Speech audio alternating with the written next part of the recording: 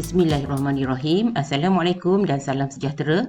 Apa khabar semua? Jom pasak sejarah bersama dengan cikgu. Pada sesi kali ini, kita masih lagi dalam bab 2 iaitu mengenai kebangkitan nasionalisme. Ini adalah tajuk daripada tingkatan 4. Dan pada sesi pada hari ini, cikgu akan sentuh mengenai 2.3 iaitu perkembangan nasionalisme di Asia. Jadi kita akan lihatlah perkembangan nasionalisme di Asia yang melibatkan beberapa buah negara di Asia ini. Nak tahu negara apa? Jom bersama dengan cikgu. Nasionalisme di Asia merupakan kesinambungan idea nasionalisme di Barat kesan dengan pertembungan yang berlaku dengan bangsa Eropah. Sebelum ni, kita dah belajar mengenai idea nasionalisme di Barat. Jadi, inilah kita kata perkembangan nasionalisme di Asia ni merupakan kesinambungan idea nasionalisme di Barat. Dan perkembangan nasionalisme di Asia ni kita boleh lihat kepada beberapa negara, iaitu yang pertamanya nanti kita akan fokus dahulu tentang India, kemudian nasionalisme di China. Kemudian kita akan lihat pula tentang nasionalisme Empire Uthmaniyah dan juga Mesir. Dan yang akhir sekali kita akan lihat nasionalisme di Jepun. Jadi jom kita lihat dahulu apa berlaku di India, iaitu kita akan lihat mengenai perkembangan nasionalisme di India. Nasionalisme di India merupakan reaksi penduduk tempatan terhadap dasar imperialisme British. Maksudnya di sini British telah menjajah India. Sebab tu kita lihat nasionalisme dia merupakan reaksi penduduk tempatan terhadap dasar imperialisme British. Kebangkitan penduduk tempatan dapat dilihat dalam dahagi India yang berlaku pada tahun 1857, di mana dahagi India ni menjadi titik tolak kepada perkembangan nasionalisme di India. Nasionalisme pada peringkat awal hanya memberi perhatian kepada isu sosio-agama sahaja. Daripada sini kita akan dapat lihatlah di mana pertubuhan penting telah ditubuhkan seperti Brahmo Samaj dan juga Arya Samaj, di mana pertubuhan ini adalah untuk menggiatkan rasa kecintaan kepada budaya tempatan, kesan daripada pengaruh budaya Barat. Dan pada hujung abad ke-19, perkembangan pendidikan Barat telah membawa kepada kemunculan golongan intelektual.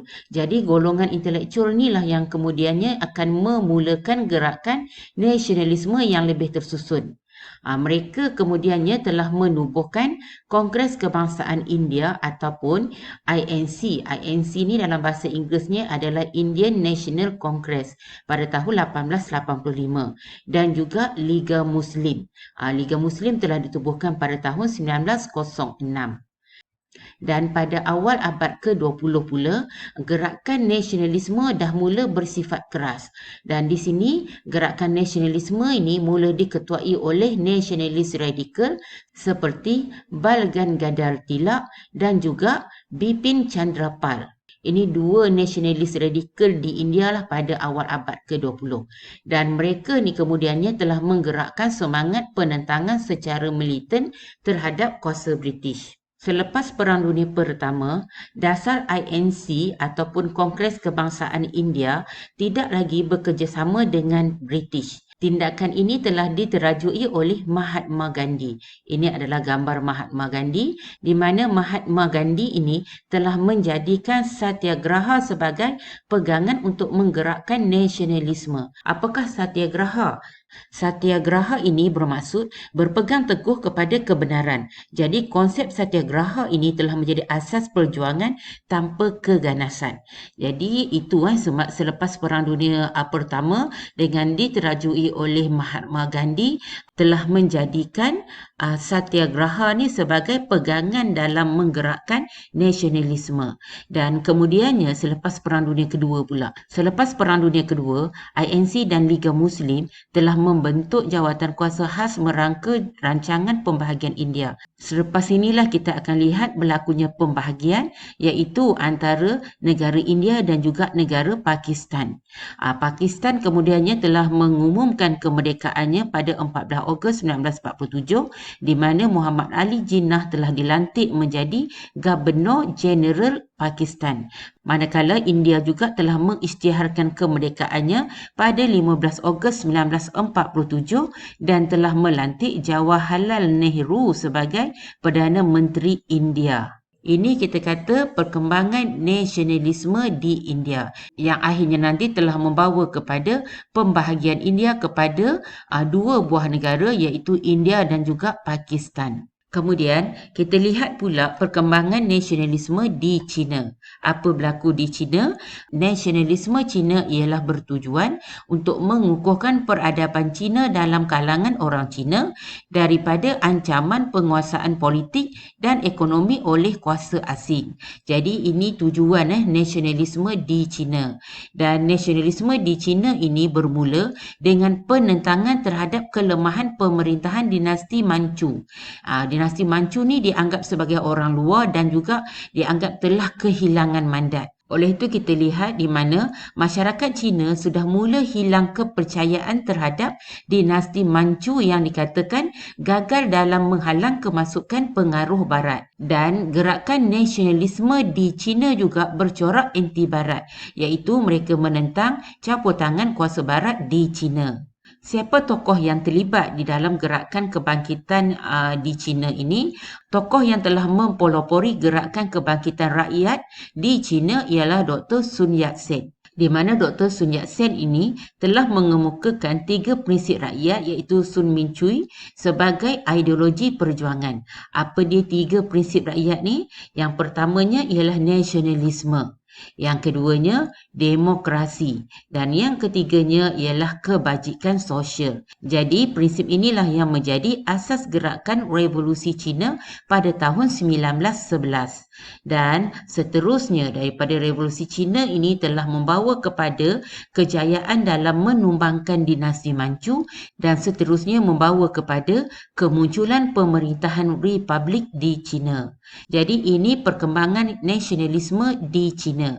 Kita lihat pula kepada nasionalisme Empayar Uthmaniyah dan Mesir. Nasionalisme Empayar Uthmaniyah dan Mesir ini lahir daripada kesedaran untuk mempertahankan sistem pemerintahan Islam dan agama Islam yang diancam oleh imperialisme barat pada abad ke-19. Ini sebab kenapa munculnya nasionalisme Empayar Uthmaniyah dan juga Mesir. Dan kesedaran inilah yang kemudiannya membawa kepada tercetusnya gerakan Islah dan juga gerakan Pan-Islamisme. Jadi mula-mula kita lihat dahulu tentang gerakan Islah. Gerakan Islah ini merujuk kepada gerakan pemulihan Islam. Dan gerakan Islah ini telah dipelopori oleh Syed Jamaluddin Al-Afghani, ini gambarnya. Dan juga kemudiannya ialah Syekh Muhammad Abduh. Gambar yang kedua ini Syekh Muhammad Abduh. Selain itu, imperialisme barat di Mesir telah menyebabkan berlakunya pertemuan kebudayaan antara Eropah Amerika dengan kebudayaan tempatan yang seterusnya mengubah budaya dan tradisi masyarakat tempatan. Jadi ini kita lihat kesan daripada imperialisme barat di Mesir yang menyebabkan berlakunya perubahan budaya dan tradisi masyarakat tempatan. Dengan itu, gerakan Islah telah menyeru umat Islam supaya berpegang kepada ajaran Islam yang sebenar dengan berpandukan Al-Quran dan Hadis.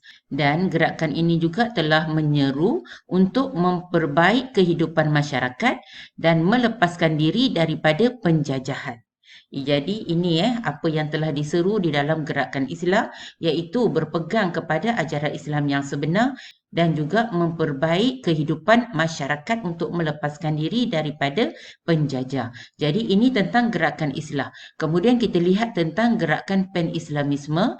Dalam gerakan Pan-Islamisme telah ditubuhkan satu kumpulan iaitu Al-Urwah Al-Wuthqa yang bermaksud ikatan yang kuat. Dan kumpulan ini telah ditubuhkan oleh Syed Jamaluddin Al-Afghani. Dan pertubuhan ini juga adalah bertujuan untuk memperkuat rasa persaudaraan dan membawa umat Islam kepada kemajuan. Malah pertubuhan ini telah menerbitkan akhbar Al-Urwah Al-Wuthqa untuk menyebarkan idea Pan-Islamisme. Idea pan-Islamisme ini ialah menyeru umat Islam seluruh dunia untuk bangkit menghalang perluasan kuasa barat. Jadi ini idea pan-Islamisme iaitu menyeru umat Islam seluruh dunia untuk bangkit menghalang perluasan kuasa barat. Selain daripada itu, pada 1914, Empayar Uthmaniyah juga telah mengeluarkan fatwa di mana ia menyeru umat Islam yang ditindas penjajah barat untuk bangkit berjuang bersama-sama dengan Empayar Uthmaniyah. Dan idea pan-Islamisme ini telah digerakkan oleh Khalifah Abdul Hamid II. Ini merupakan pemerintah Empayar Uthmaniyah. Kemudiannya, gerakan inilah yang mendapat sokongan umat Islam di seluruh dunia, termasuklah tanah Melayu sendiri. Jadi ini perkembangan nasionalisme Empayar Uthmaniyah dan Mesir di mana kita lihat tercetusnya gerakan Islah dan juga gerakan pan-Islamisme. Gerakan Islah ialah menyeru umat Islam berpegang kepada ajaran Islam yang sebenar serta memperbaiki kehidupan masyarakat untuk melepaskan diri daripada penjajahan. Manakala untuk gerakan pan-Islamisme pula ialah menyeru umat Islam seluruh dunia supaya bangkit menghalang perluasan kuasa barat. Dan kita pergi kepada perkembangan nasionalisme di Jepun pula, di mana perkembangan nasionalisme di Jepun telah digerakkan oleh pemerintah Jepun sendiri dan ia disebabkan oleh kesedaran untuk mencapai kemajuan bagi mengelakkan ancaman imperialisme barat. Maharaja Mikado Meiji pada tahun 1868 telah melancarkan gerakan pemulihan Jepun dengan menekankan pemodenan mengikut model barat supaya Jepun dihormati oleh kuasa barat. Jadi di sini kita lihat melalui gerakan pemulihan Jepun ini, Jepun mula melangkah ke arah menjadi sebuah negara maju dengan mengikut model barat. Dan kemudiannya prinsip dan semangat Bushido telah diguna pakai dan telah menjadi asas dalam membina nasionalisme dalam kalangan rakyat dan pemerintah semasa era pemulihan Meiji. Jadi apakah semangat Bushido ni? Semangat Bushido ialah sikap yang sanggup menanggung risiko, bersungguh-sungguh mencapai cita-cita dan sedia berkorban demi melaksanakan tanggungjawab terhadap ketua dan negara. Jadi itu adalah semangat Bushido. Jadi inilah yang menjadi asas kepada terbinanya semangat nasionalisme dalam kalangan rakyat dan juga pemerintah. Dan semasa era pemulihan ini, ia telah meliputi pembaharuan dalam semua aspek kehidupan. Dan inilah yang kemudiannya telah menjadikan Jepun telah muncul sebagai negara perindustrian dan juga kuasa tentera yang kuat pada awal abad ke-20. Dan akhirnya nanti Jepun telah menjadi kuasa imperialisme di Asia. Kenapa Jepun menjadi kuasa imperialisme di Asia?